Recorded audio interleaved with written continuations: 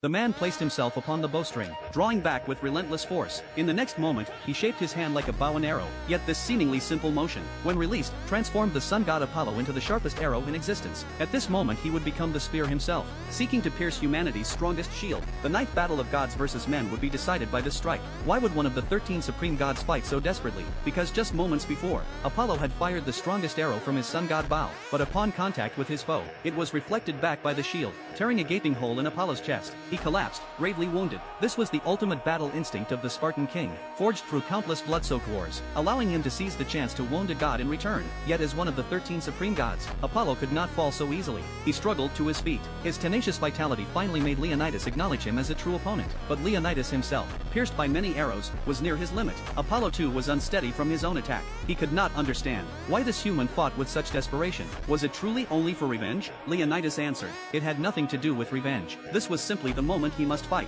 Humanity's fate should be decided by humans themselves, not dictated by the gods. That was the spirit of Sparta. Behind him the 300 Spartan warriors roared in unison. Leonidas prepared for his final clash. The Valkyrie shared his resolve. His divine shield underwent its ultimate transformation. Though outwardly ordinary, infused with Spartan spirit, it became something entirely new. It was the unstoppable Spartan phalanx, like a spear that never falters. Flames surged from Leonidas' body. From afar Apollo felt the crushing pressure radiating from him, so he released his final form. All bowstrings returned to the goddess statue behind him. As the threads wove together, they became the strongest bowstring in history, and the statue itself became the bow's body. Then Apollo performed a shocking act. He placed himself upon the massive bowstring, drawing it to the fullest, transforming into a human arrow. Legend said he once became a silver arrow with this technique, shattering city walls 100 meters thick in a single strike. The spectators were stunned. The ultimate moment had arrived. Leonidas moved first, charging with furious flames toward Apollo. At the same time, Apollo shot himself forth. His right hand condensed into a golden arrowhead. The crowd roared in frenzy. Sword and shield clashed, and in the next instant both shattered.